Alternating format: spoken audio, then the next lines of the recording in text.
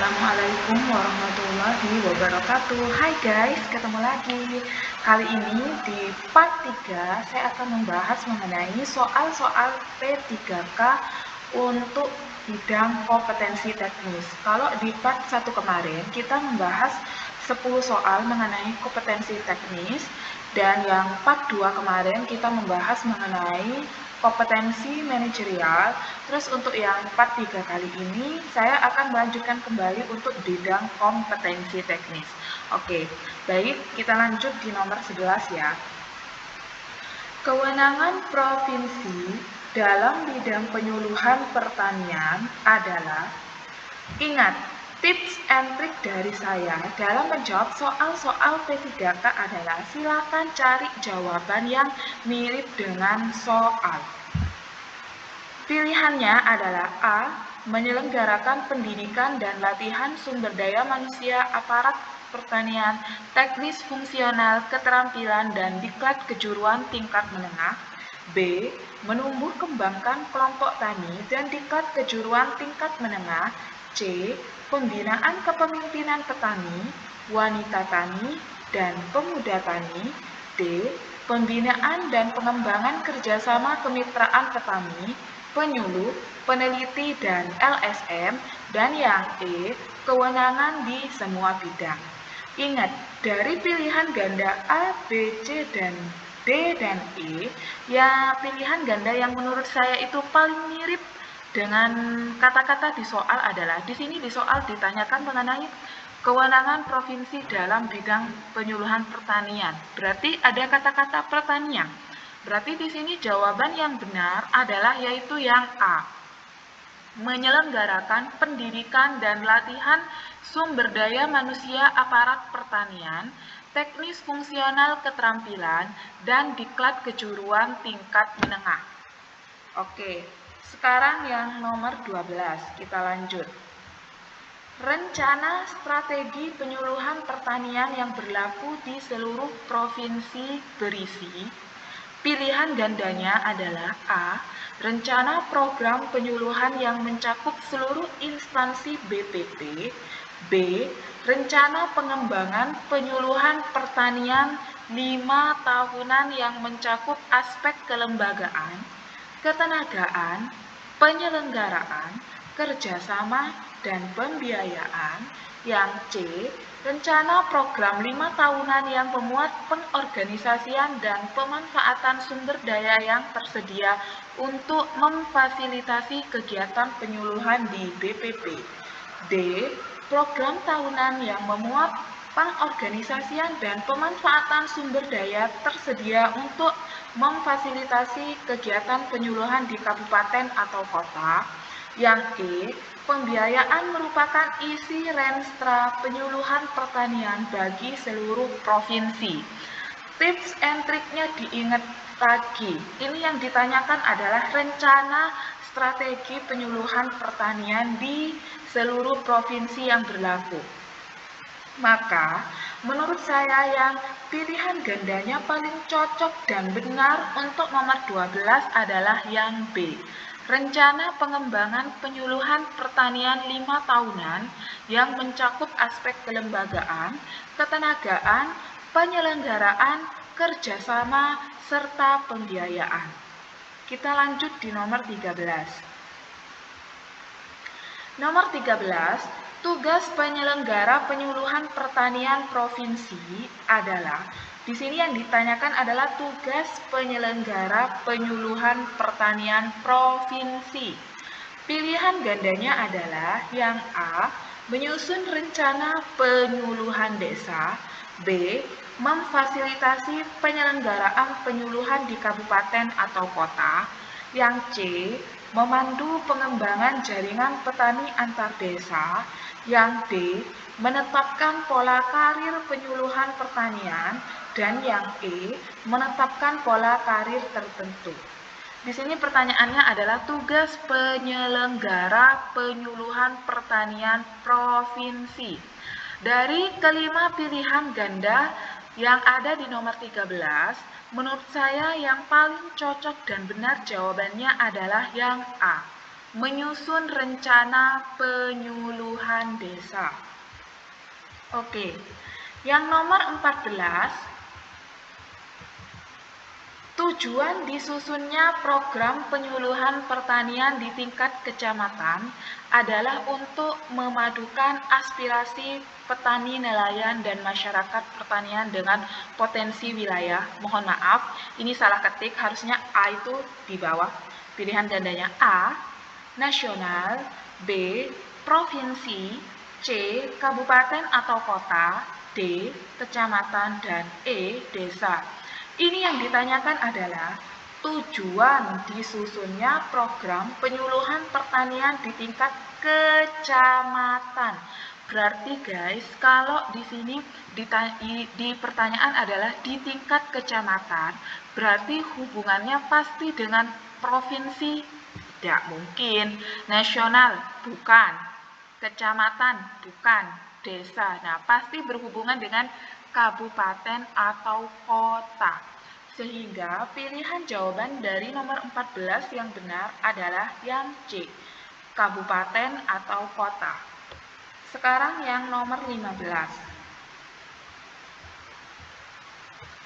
Program penyuluhan pertanian terdiri atas penyuluhan desa atau kelurahan atau unit kerja lapangan, program penyuluhan kecamatan, program penyuluhan kabupaten atau kota, program penyuluhan provinsi, dan program penyuluhan nasional.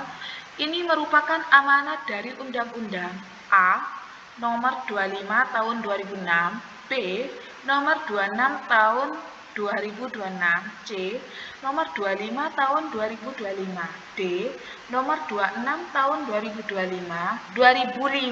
mohon maaf guys, ada typo 2005, E nomor 31 tahun 2006.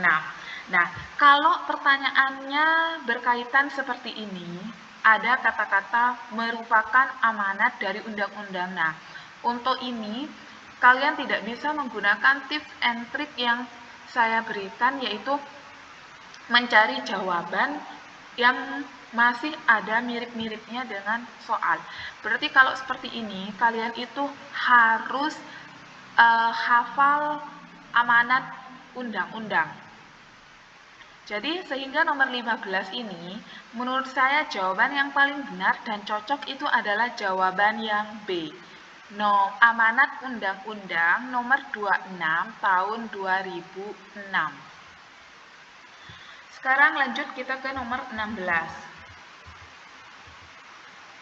Nomor 16 di sini adalah bahan yang akan disampaikan oleh para penyuluh kepada pelaku utama dan pelaku usaha merupakan pengertian A. Rencana kerja, B. Penyuluhan pertanian, C. Sistem penyuluhan, D. Materi penyuluhan, dan yang E. Program penyuluhan. Nomor 16 ini pertanyaannya adalah bahan yang akan disampaikan oleh para penyuluh. Bahan itu kata lainnya apa sih? Bahan itu adalah kata lainnya dari materi. Berarti materi penyuluhan atau bahan penyuluhan yang akan disampaikan oleh para penyuluh kepada pelaku utama dan pelaku usaha merupakan pengertian dari, menurut saya, dari nomor 16. Menurut saya nomor 16 ini jawaban yang paling benar dan cocok itu adalah pilihan ganda yang D, materi penyuluhan. Sekarang nomor 17. Nomor 17 di bawah ini merupakan prinsip-prinsip penyusunan program penyuluhan pertanian. Kecuali, ingat, kalau ada kata-kata kecuali, berarti di sini adalah cari jawaban yang salah atau tidak sesuai dengan pertanyaan yang ada di nomor 17. Di nomor 17 ini, di bawah ini merupakan prinsip-prinsip penyusunan program penyuluhan pertanian. Kecuali yang A, cepat, B, terukur, C, realistis, D, bertanggung gugat, dan yang E terpadu. Di bawah ini pertanyaannya merupakan prinsip penyusunan program penyuluhan pertanian. Nah, menurut saya pilihan ganda yang cocok dan benar dari nomor 17 ini adalah yang A, cepat. Karena menurut saya yang A, cepat ini tidak termasuk ke dalam prinsip-prinsip penyusunan program penyuluhan pertanian. Karena yang termasuk dalam prinsip-prinsip penyusunan program penyuluhan pertanian itu adalah yang terukur, realistis, bertanggung gugat, dan terpadu. Sekarang di nomor 18. Program penyuluhan diselenggarakan secara terbuka antara penyuluh, pelaku utama, dan pelaku usaha sehingga dapat diketahui oleh sesama unsur terkait. Merupakan pengertian prinsip penyuluhan pertanian, yaitu di sini pertanyaannya mengenai program penyuluhan diselenggarakan secara terbuka antara penyuluh, pelaku utama, pelaku usaha. Nah, itu prinsipnya apa aja? Pilihan gandanya yaitu A, demokrasi, B, terpadu, C, partisipatif, D, bermanfaat, dan yang E, transparan. Nah, menurut saya, karena di sini program penyuluhan diselenggarakan secara terbuka, ada kata-kata terbuka. Berarti silakan pilih jawaban yang berkaitan dengan kata-kata terbuka. Menurut saya pilihan jawaban yang cocok dan benar itu adalah pilihan jawaban yang E, transparan. Bisa juga dikatakan secara terbuka. Sekarang di nomor 19.